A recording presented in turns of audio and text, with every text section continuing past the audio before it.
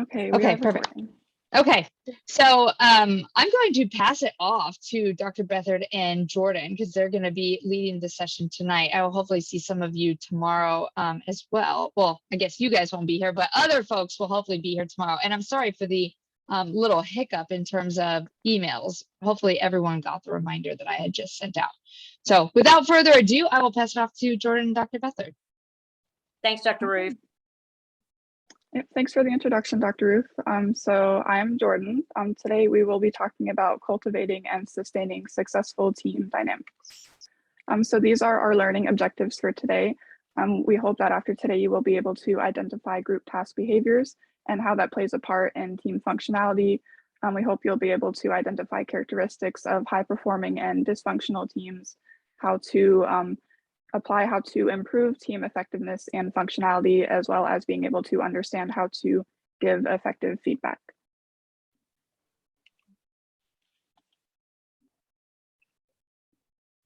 Sorry, the screen froze for a second there.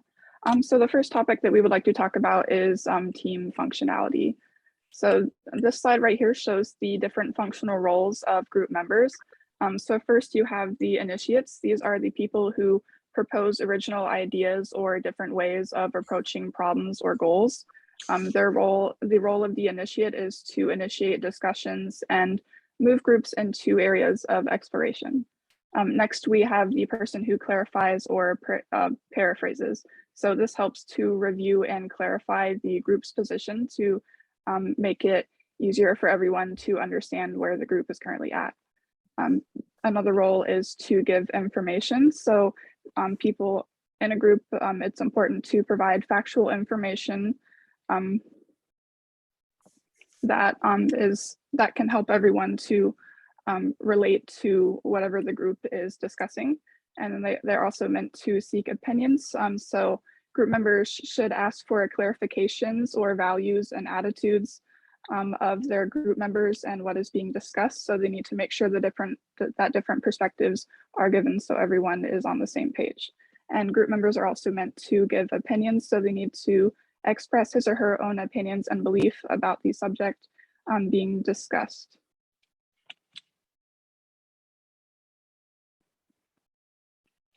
Next, groups should also be able to elaborate and explain. So they need to be able to take people's initial ideas and build on them with examples, relevant facts and data, really to look at the consequences of proposed actions and ideas. And groups are also meant to encourage, to affirm, support, and then praise the efforts of the fellow group members. Group members should really demonstrate warmth and provide a positive attitude in the meetings and the team environment. Team members should also be able to ask questions, to request clarification if they need it, to make comments in terms of adequacy, and they also need to seek expert information or facts relevant to the problem to determine if information is missing or if they need to move forward. And they also need to clarify if a group member opposes ideas or opinions. Opposing ideas is important. Sorry, I lost my train of thought for a second there. When a group member opposes an idea or an opinion, it is important to make that known. So that way the team is on the same page and can move on from there. So I would like everyone to answer in the chat what function they fulfill most during a team, if they're an initiate or any of above.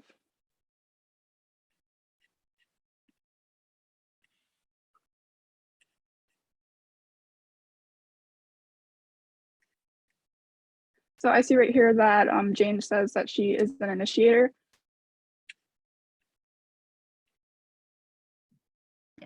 I myself like to ask questions. I like to make sure that everyone on the team is on the same page and that that the objective is clear for everyone involved. And it looks like Beth said that she likes to do each at the appropriate times, which I feel like is beneficial for a team to have someone who can really show their range and be able to help when needed.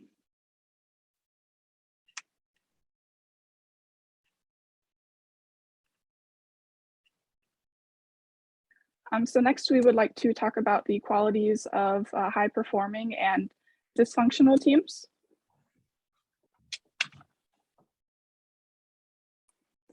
So right here you can see a pyramid consisting of 5 different factors. You can see on the bottom we have trust, then we have constructive conflict, commitment, accountability, and results. These characteristics are all based off of Patrick Lencioni's book, The 5 Dysfunctions of a Team. So basically each of these characteristics build off of one another, trust being the base as it's the most important concept of a team. Trust is trusting someone to do their part well, and you don't really leave room for micromanaging when it comes to trust because you trust everyone to really be held accountable and just believe that they will take care of their part of the team. Next, you have constructive conflict, which is where we can learn to have productive conflict in order to grow. Unfortunately, conflict is considered a taboo in many situations, so it's important to distinguish productive ideological conflict from destructive fighting and interpersonal conflict. Next, we have commitment. In the context of a team, commitment is a function of 2 things. There is clarity, and then there's buy-in. Great teams make clear, timely decisions and move forward with complete buy-in from every member of the team, even those who may have voted against the decision beforehand. Next is accountability. So in the context of teamwork, this refers to the willingness of team members to call out their peers on performance behavior that might hurt or help the team. And lastly, there are the results. So the ultimate dysfunction of a team is the tendency of members to care about something other than the collective goals of the group. And unrelenting focus on specific objectives and clearly identified outcomes is a requirement for any team that judges itself on performance. So now we will contrast high performing and dysfunctional teams. First, I'd like to talk about trust. You can see right here, we do have a comparison of a high performing team and a dysfunctional team when it does come to trust. So a team that is built upon trust has a safe environment for team members to speak up and to help each other and to really leverage off of each other's strengths. So this makes for a more productive team. Unlike a dysfunctional team that lacks trust, this can cause people to hesitate to ask for help. They can conceal their weaknesses from the team, possibly dread meetings and even hold grudges with other team members, which really just prevents the productivity and trust that should be built upon with a team. Next is the constructive conflict. So you can see right here, a high performing team that has constructive conflict confronts problems and issues quickly and develops practical solutions. So this constructive conflict allows for the team to really engage in open, constructive discussions. And so this makes it possible for them to confront issues and really resolve them quickly in a practical manner. And so without trust, that can lead to a lack of confrontation on tough issues, and then a lack of transparency as well, which can lead to confusion among team members on certain objectives. And so this can really inhibit the productivity of the team. Next is commitment. A high performing team that has commitment is aligned on common objectives and has clarity on direction and their priorities. And a dysfunctional team really has to repeat the same discussions and can even cause absenteeism among the team, because without clarity, there could be confusion and a lack of confidence on the current objective, which can lead to a fear of failure among the individual and the team as a whole. So when coming to a decision, it's important that the team has a decision that is clear and timely and has common objectives, so that way everyone is on the same page. And next is accountability. So basically teams need to hold each other accountable to create space for poor performers to feel the need to improve and to really help identify potential problems within the team as well. So being accountable helps to establish respect among team members and help them to avoid micromanagement among their actions. So to make sure that accountability exists within a team, there needs to be a clarity among everyone's responsibilities and the expectations set for those responsibilities. Teams that don't hold one another accountable can encourage mediocre effort. It can cause resentment among team members and can create an extra burden for the team leader as well. And then lastly on the pyramid are the results. So a lack of accountability actually ties in with the results, because accountability within a team, a lack of accountability within a team can cause team members to really shift their priorities to things other than the ultimate objective. Some things that team members may unintentionally shift their focus to are like individual focuses. So they're more focused on using a team as a way to help their personal career instead of focusing on bettering the team as a whole. One other thing that they may focus on is the team status. So focusing on really the unintentional conflicts that may arise from a team due to mistrust, lack of commitment, or accountability. So it's important to have clearly defined objectives to make for more defined results for the team to really focus on, so that way they don't shift their focus to these other unintentional factors. So next we'd like to start a breakout room. We'd like everyone to come together to answer this question about what they can commit to doing to improving team effectiveness and functionality.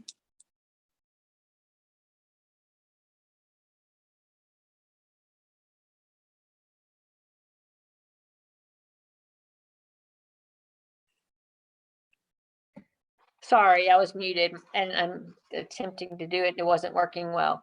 So because of our number of participants today, we have a total of 7, which includes Jordan and myself. So I think that for the size that we have, I think it might be comfortable if everyone's okay with it, having us as a single room where we're conversing and not splitting the 7 up into smaller groups. I think that perhaps maybe we can share, and with that, then that would be encouraging to everyone and enhance our conversation. So one thing I want to point out before we start with the breakout room session is I think this is a great topic of, team functionality and how we can enhance that. And the pyramid that Jordan brought forth was excellent, with some excellent ideas for like a high performing team and then one that's not, and that comparison.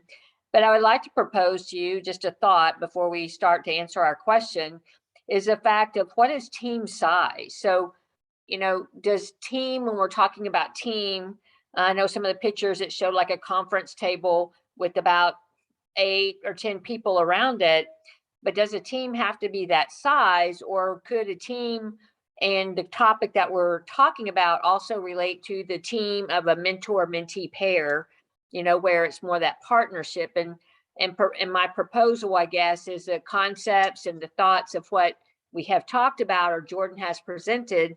Would these same things align with your mentor and your mentee relationship, even though it would be a small team or a pair? Might these be, in alignment? And maybe to think about that, I guess, as we think about how we can commit to doing and improving team effectiveness and functionality. And so with that, we'll just open up the floor and we'll have a breakout room for about 5 minutes of just that conversation of what can be done and how you can commit to improve team effectiveness and functionality. And this is something maybe you've already done that you might want to give an example, or it's something that maybe you feel you may not be a contributor to improvement of team effectiveness and functionality. So it's maybe something that you want to change. So it could come on either side of that. So with that, let's just go ahead and open up the floor for your thoughts, and let's go forth with that. I'll start. Thank you. Sure. I think one very important piece of being a team is that everyone has kind of like a job to do. and everyone has like an assignment. So for example, I was the leader of obesity, Walk from Obesity. And we had like a team of people that helped coordinate this walk, and someone worked on sponsorship, someone worked on the event for the day. We had all different roles, and then we would come together and share what we've accomplished so far, and kind of brainstorm ideas of how to move forward. And then when I think of my relationship with my mentee, I think I could have done a better job with that, because I think I kind of took the lead for most of the meetings where we really didn't know what to discuss. So I said, well, I'm a bariatric dietitian. I said, do you want to learn about bariatrics? So every time we met, we kind of had like a mini class on bariatrics, but I didn't give her enough to do. She is doing a presentation for one of my bariatric support groups. So she's been working on that throughout all this time, but it would have been better for her to have more input throughout the whole process. Thanks, Jane, for sharing that. Thanks Sure. for sharing that. I think that's a great idea, getting everyone involved so that they have some ownership of the team. And so that's great. What about some of the others? I can go next.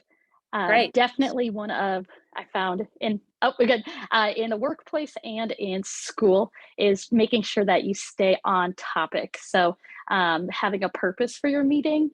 So whether, say, for work, it could be talking about recruitment or staffing, and keeping the whole meeting focused on that, and collaborating ideas, and not having someone go, oh, what about, I don't know, COVID protocols or something else that they bring in that's not related to the topic. And then you get off topic and it's lengthy, and it just becomes almost just not a good use of your time and time management. So found that when I was in school as well. If ever had, a limited time, 30 minutes to meet with your group project, making sure you have almost a mini agenda, you can kind of follow that. I think that helps a lot with just making sure your team's effective. Really great point, Catherine. I'd like to add to that if I could. It comes down to really having a focus or a vision. And I think it's knowing what people are going to do. I've been on some wonderful, fantastic teams. I've been very blessed. I'm sitting here thinking about how many I've been on. And I've been also on a program where we had a great vision. Our vice president of healthcare system, we were a health and wellness outpatient department. We were given the task to create programs and services to prevent chronic disease and manage it for people who already had it. And we had a very clear, everybody had different jobs, different, like you said, everybody's clear on what they're doing. So I was the expert in my area, but I had a teammate that helped me overlap, and I was an overlap for somebody else. So we had some cross strengths as well. And we went along great. We built this awesome program, and then something changed and we had a person come in, and it was pretty much his way or the highway. And so our team became very dysfunctional because he wanted it his way. And that, at the time was just awful. But looking back, if I'd had that to do over again, we couldn't have changed who he was, but we could have perhaps tried to understand more where he was coming from. Why did he see it that way? He was so against what we had already been done in our prior direction. So I think you learn and grow as you go along. But to me, it's the vision and the ability to communicate. But he did not let us communicate. He put the walls up. And so thankfully I moved away and he took a different job, but kind of before I moved away. So those are hard when you're in those things and you appreciate the good parts when they're there. So I think it's the vision. And when the trust is there, as Jordan was saying, oh my, you just pick up the slack, it gets done. I'm on a couple teams right now in my social life and professional life, and you turn around and, oh my gosh, it's been done. It's wow. Okay. Because they knew the vision, they knew the plan, and they knew I didn't get to it, and they trusted that I would. So I think that's important. The one thing I want to add to Karen's comment too is I also think as a healthcare provider, I always want to remember the idea that I'm part of the patient's team. Mm-hmm. The doctor is the team. On the team, the patient's the center of the team, which is what we learn in school, but how it gets applied doesn't always work. So that's important to communicate with each other. Yes, very good points. Very good points. Others might have some comments on this and related to the team and the contribution, what you can commit to doing or you've done to enhance the effectiveness and the functionality of the team.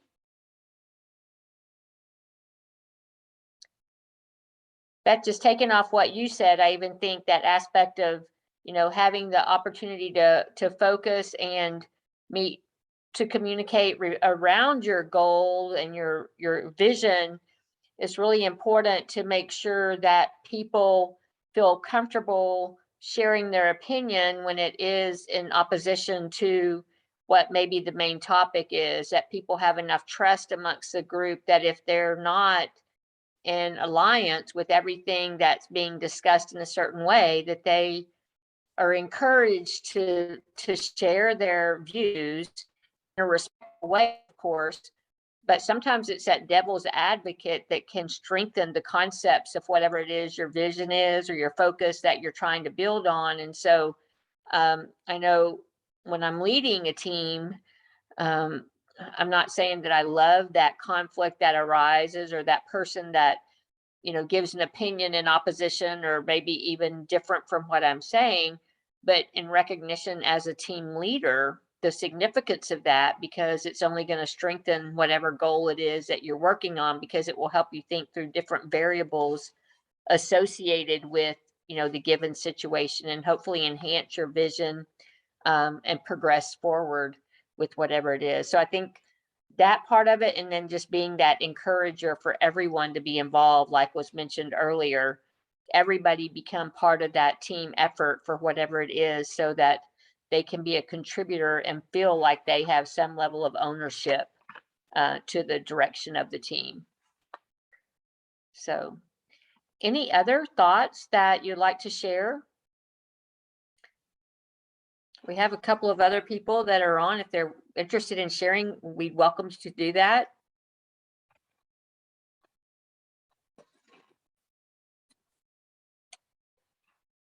Okay, well, if not, then we will go ahead and we will advance. So Jordan, if you want to advance the next slide, then that'll be great. And so, whoops, we went one too many. There you go. And so what we want to talk about now is giving feedback to teammates. And again, like I mentioned a little bit ago about, you know, the team size, whatever. So this teammate could be your mentee. It could be, you know, someone in your business that you're on a team with, like Beth was mentioning, she's on different teams, that sort of thing. But it's, you know, a dilemma that we all face, or we've been familiar with, where we have to approach someone who maybe has hurt someone, mistreated someone, or, you know, just been a challenging situation, and maybe they've not been accountable for what they've done as far as completed the tasks they were assigned to do. So the lack of accountability, but it's often very awkward and uncomfortable. And sometimes it almost might be easier just to avoid the situation overall. And thinking like, well, maybe if I had a communication tool that I could use to manage this conflict, then it might help to progress us in a positive direction. And that would be very important in the success of a team. And giving feedback is to provide clear and open communication where every individual can express their thoughts and feelings and handle that conflict or give that feedback without making the other person feel like they're being attacked or feel like that they have to be defensive in nature because of that perhaps feeling of being attacked. And so this can correlate with the productive conflict and the characteristic of a high productive team. And so thinking about, you know, productive conflict and how we can give feedback that can be productive to help us progress, as opposed to holding back on that feedback, which might end up being a barrier for our direction. And so, Jordan, can you go to the next slide, please? And so with this, thinking about how we can give feedback. So thinking about how a resource might be used to manage this. And so thinking about this pathway here where, we go through observing, we think, we feel, and then we identify what we desire. And so feedback should be constructively helpful and not needlessly hurtful.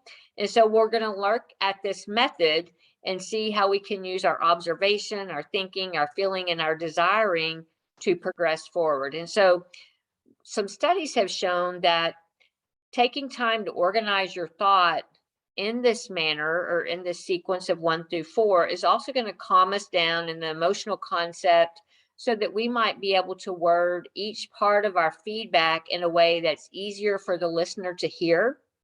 And that when we practice this method in our communication, we can tell people how we feel and what we think and related to that given situation, without allowing the communication process to feel like a personal attack. And so sometimes that, time in between of, like we observe a given situation, and if we take a minute to think about it and not let the first words that come in our brain come out our mouth, then that might in itself demonstrate our success in managing that feedback by thinking through it. And then when giving that feedback, sharing from your feeling of perspective, as far as, when this happens, it makes me feel XYZ, as opposed to the statement of you always do. And that word always, what is that? I mean, always is incorrect, right? I mean, sometimes things may happen, but generally it's not an always indicator. And then sharing what your desire is for going forth. And so, giving that feedback, and then we can share how can we progress forward. So ending up on that positive note as to what we want to talk about. So next slide, Jordan.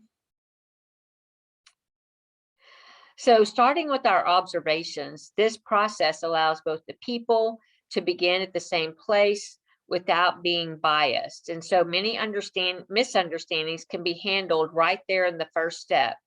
And I like to think of this observation piece as using that fly on the wall to describe things. And so when we think of a fly, it's kind of that objective.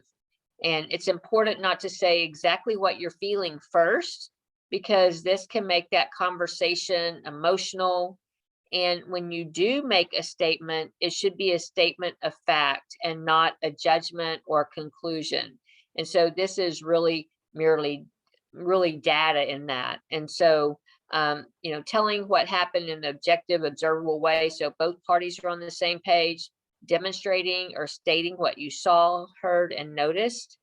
And then a good example was, this paper was turned in late. Okay, so you had your deadline and it was turned in late, as opposed to how you felt when that paper was actually turned in late. So Jordan, you want to go to the next slide, please? And then the next one is think, okay? And so tell your thought or opinion as related to your observation. And with this, of course, being careful not to put the blame on someone else or accept the blame. So with this, an example, as a result, it appears, or I think there was a miscommunication about the deadline. And so again, casting blame is immediately going to send someone in a defensive mode.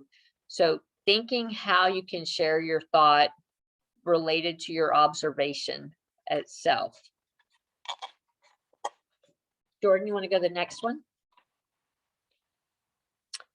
And then when you share your feelings, thinking about using your feelings, starting with the word I instead of me, and resist saying like followed by you and place blame. I feel disappointed. It should be I feel disappointed and frustrated. I feel disappointed and frustrated. So sorry about that typo. Why do you think this feeling is third? When we talk about, first observe, then think, and then feel, why do you think, and you're just welcome to unmute yourself and share what you think as to why feelings and sharing your feelings would be the third in that sequencing order, as opposed to higher in nature. If you didn't think first, you probably would say things or feel things that you that weren't in your best interest.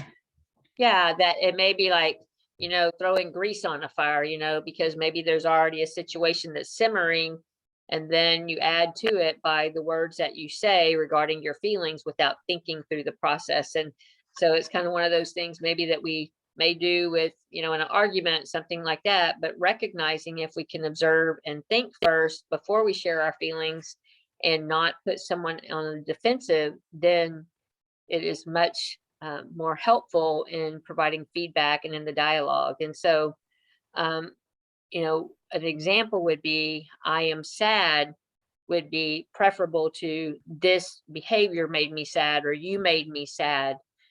So again, trying to resist casting the blame, but it's important to honestly share how a situation did make you feel from your own perspective of feelings.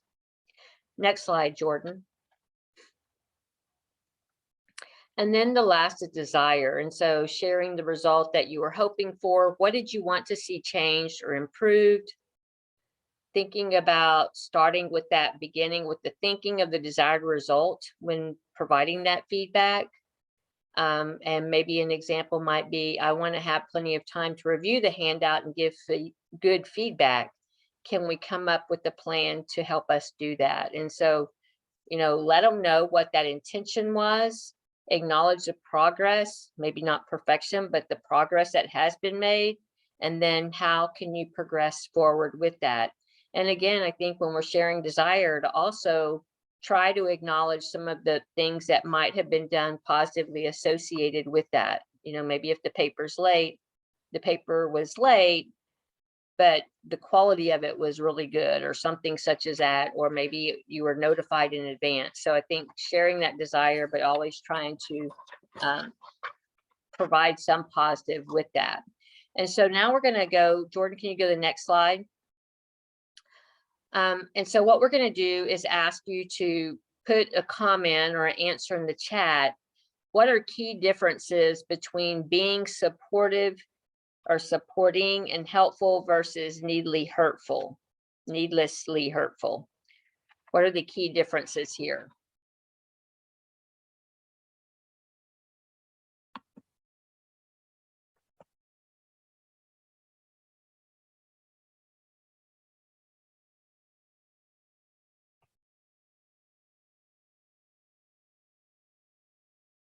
Okay, so certainly the one when we're being supportive and helpful, this is going to create trust. It's going to help to expand the relationship.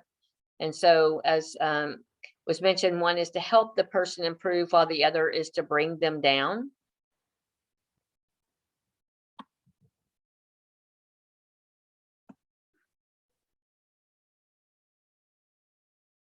Anyone else have a comment that you might like to put? Supportive is more intellectual and thoughtful. Hurtful is more emotionally driven. Okay, and so that, hurtful approach, the needlessly hurtful, is also going to put people on the defensive where they're not going to want to respond or engage. They may even result in a lack of commitment because they don't want to be part of that environment where there's negativity and they're feeling like they're being attacked by those who might be associated with part of the team. So any other thoughts about key differences in this? So does anyone else that you might like to unmute yourself and have some ideas about that supportive and helpful versus needlessly hurtful, or give an example of a behavior or when you were on a team demonstrating support and helpfulness as opposed to being needlessly hurtful? Would anybody like to share an example?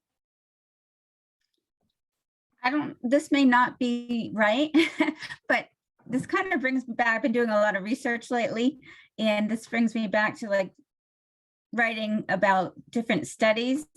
And when you say, sometimes you'll say how an article wasn't very good, and you'll kind of be too aggressive saying how the article wasn't good.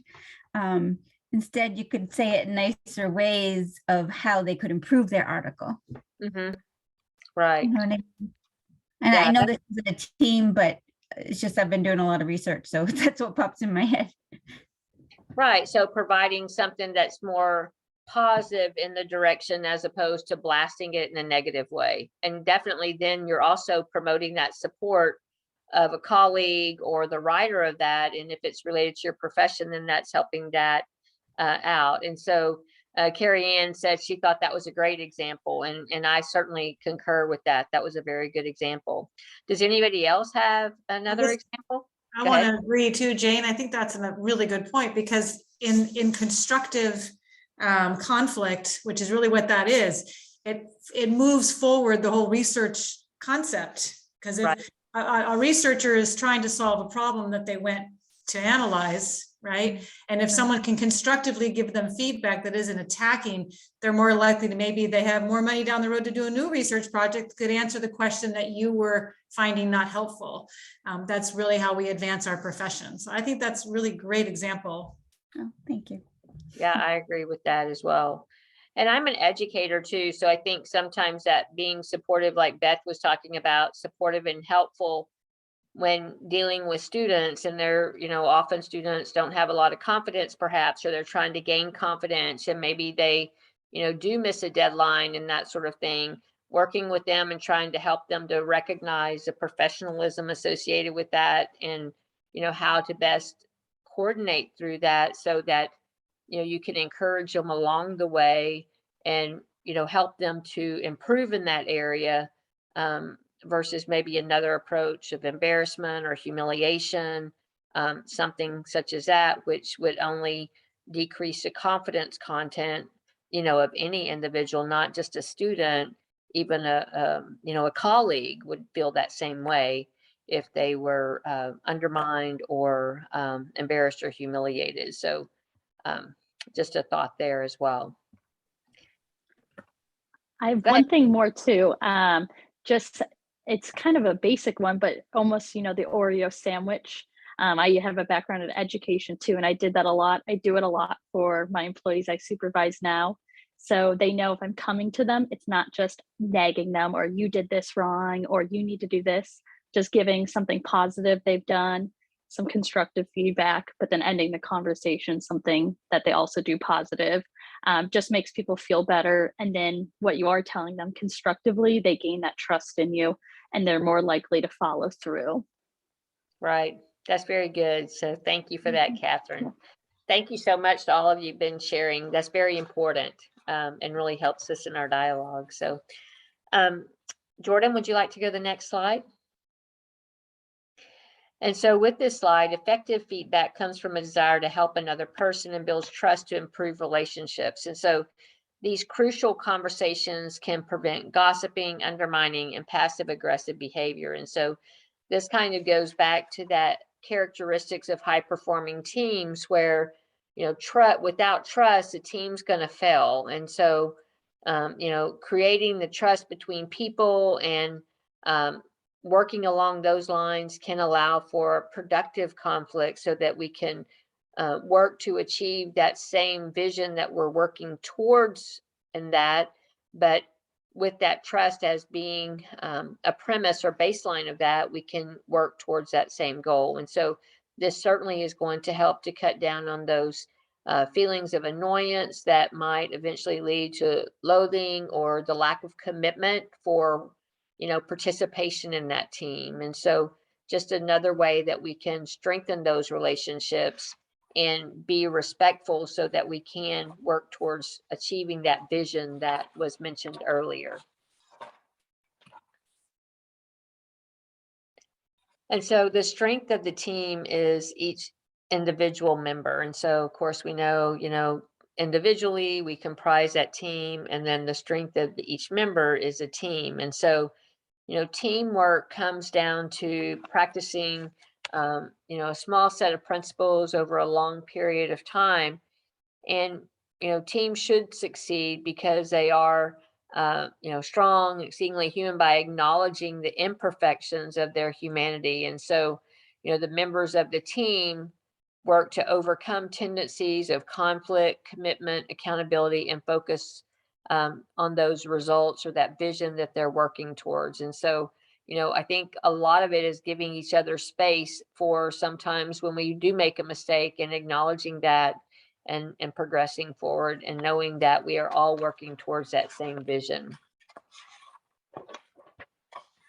And then the next slide. Yes. And so these are some performance indicators. And so just looking at these, considering and respecting the opinions, creativity, values, beliefs, and perspectives of others.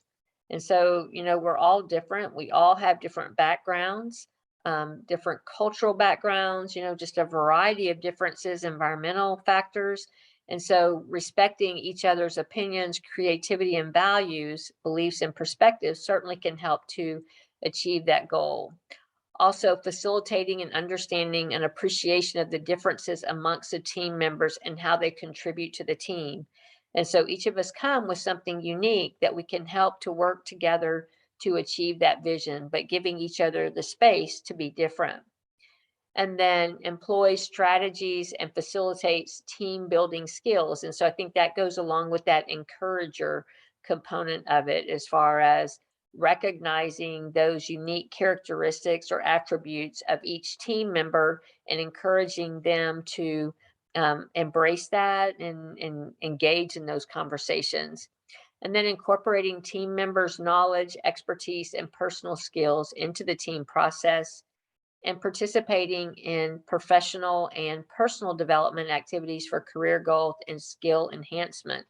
And, you know, as you know, I've worked on many teams and also led many teams. And in doing that, all of those are growth opportunities. And so I think sometimes we forget too that some people haven't worked on as many teams and some people haven't led teams. And so even in those new roles, maybe that people take on to lead a team, to be an encourager along those lines, to help them to develop their skills and support them if you are already strong in that team approach, and you know the way to maneuver through that to help someone who is seeking to develop more professionally and personally in that role.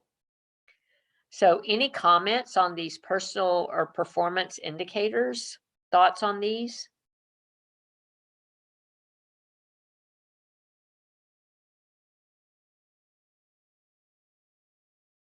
Okay, well, that's fine. So Jordan, do you want to advance to the next slide? And so that is the information we have for you tonight. So thank you, Jordan and Camille, our other student researcher who has class tonight, so she couldn't be here, but she worked with Jordan to prepare the presentation. Of course, we're glad Jordan was here to present it tonight. So what questions might you have regarding building a team, working with a team, constructive feedback to team members, or anything related to the RD Mentor program? Any questions that you might have that we could answer tonight, or that you might like to share in conversation, then we're open to that as well. I just wanted to thank you. This was a great presentation from both of you. And I think this information relates to so many things in my life, not only just working with my mentee or working with people at work, but as you were talking through the slides, I was like, oh, I could even use this information in my Facebook support group with my patients, as we become a team and we support each other. But it's just so relative to everything we do in life. It is. And so thank you so much for that, Jane. I certainly agree with you on that. And then Beth, comment, enjoying everything about the RD mentorship program. Let's see, I lost my little chat box there. It came down, so let me pull it back up. And that your mentee is wonderful. And we really appreciate that. As an educator, I feel like that our mentors are really giving back to our students, and without our mentors being willing to do that, it really is a hindrance to our profession. And so I think that those of you who are mentors are just contributing so much to our profession and taking time to develop your professional skills, and then help your mentee to develop into that professional that they will become when they're in the workforce. is only strengthening our profession. So we appreciate for the mentors the time that you're taking to give to the mentees and help them to develop. And for the mentees, we're so grateful that you're seeking that professional development so that you can progress into the profession. And certainly we want to make sure that we're helping both sides and that our partnership of the mentor mentee is being successful. So that would be our hope for you. And certainly and Carrie Ann, certainly she says, thank you for the opportunity.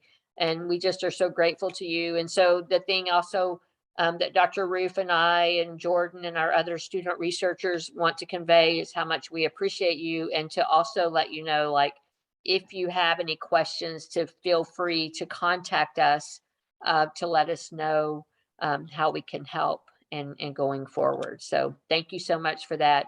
And as we were meeting, I'm just going to point this out because this might have been an error on my part, so I'll need to own it. But Dr. Roof emailed me, and she said that when I sent out the email, usually she sends out the email announcements, and she was ill, and so I was trying to help her, and I sent out the email, and I sent it from my email, I believe. I don't think that I went to the RD mentorship email to send the January reminder. And that might have been why it did not come up in your inbox. Like maybe it went to your spam, or maybe it came from Karen Bethard, but not the RD mentorship at gmail.com, which then may have inhibited you from looking at it because you might have thought it was spam or just didn't know what it was. So Dr. Roof and I are going to check on that. And I just want to let you know that we do appreciate Jane, I believe it was you that said you put it in Facebook. And for those of you who already had it on your calendar, thank you for being so organized to have it on your calendar. And thank you for being with us tonight. If your mentee or mentor are not here tonight, if you'll remind them about tomorrow, and we'll make sure that we get that announcement out. And then probably resend the January email because it has some information about our closing session as well. So thank you all so much, and y'all have a great evening. Thank Bye-bye. you. Bye.